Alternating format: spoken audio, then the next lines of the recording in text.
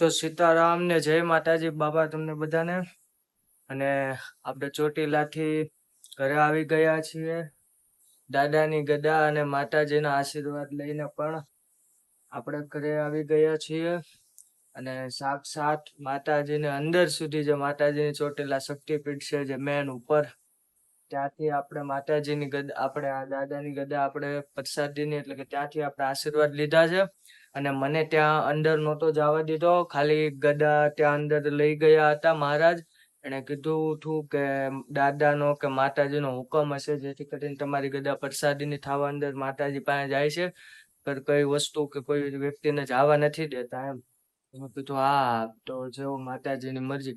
પછી ત્યાંથી લઈને નીચે સુધી આપણે જયારે ગદા લાવ્યા ત્યારે મહારાજે નીચે મૂકવાની ના પાડી હતી કે ડુંગરો ઉતરો ને ત્યાં સુધી નીચે નહીં મૂકતા. ત્યાં સુધી મેં ગદા નીચે નહોતી મૂકી.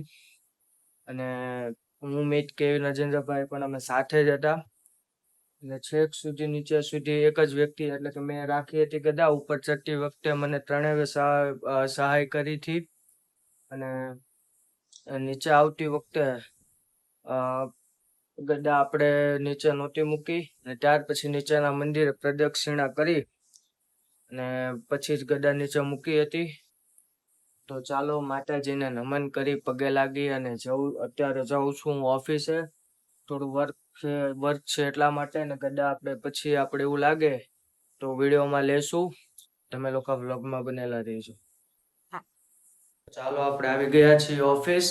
માતાજીને નમન કરી પગે લાગી બાપાને. અને ત્યાર પછી આપણે આપણું વર્ક કરવા બેસી જશું. કેવિન છે ને બહાર ગયો લાગે છે, તો તમે લોકો વ્લોગમાં બનેલા રહેજો. હવે આપણે આગળ શું કરશું અને કઈ રીતની વિડીયો આવશે, ગદાનું શું થશે, અને આગળ સિરીઝ પણ બનાવવાની છે તો શું થશે, કઈ રીતનું હવે આવશે કન્ટેન્ટ, તો તમારે વ્લોગમાં બનેલા રહેજો તો જ ખબર પડશે. જય માતાજી, સીતારામ લખવાનું નહીં ભૂલતા કોમેન્ટમાં.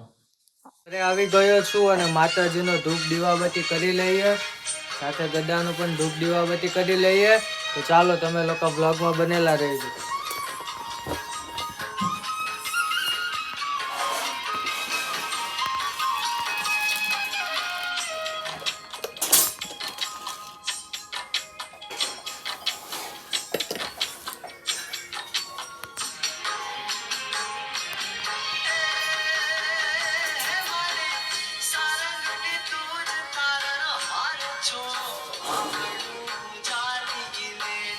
ચાલો હવે હું જમવા બેસી ગયો છું.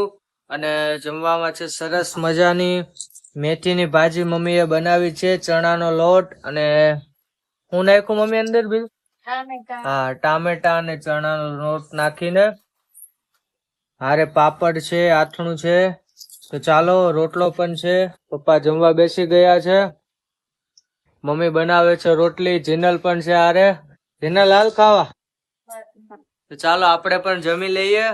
અને અત્યારે ખાવા બેઠા ને એટલે અમે જે લાલા રઘુવંશીમાં જમવા બેઠા હતા ને એ યાદ આવી ગયું. કેટલા બધા આથણા હતા અને કેટલા બધા શાક ને બધું હારે ખાવા બેઠા હતા, એવું મન થઈ ગયું અત્યારે પાછું.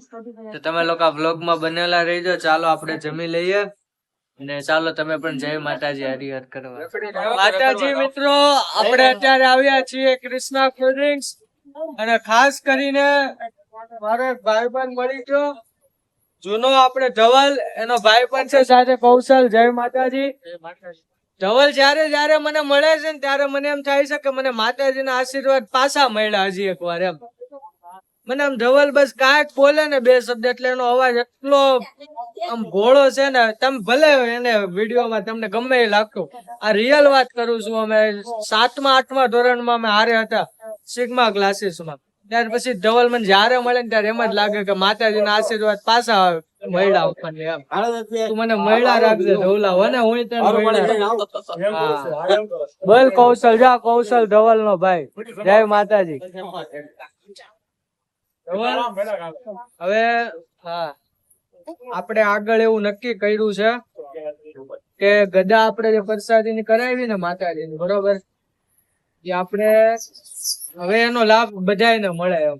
બરોબર, તારી ઘરે ગદા લઈને આવી, બરોબર, વિડીયો ઉતારો આપણે બધે ધીમે ધીમે અગા વાળા ઘરે ભાઈબંધ બધે. મને જે આપણને લાભ મળ્યો અમે દર્શન કરે બધાની ઘરે જાય, બધા દર્શન કરે, બરોબર.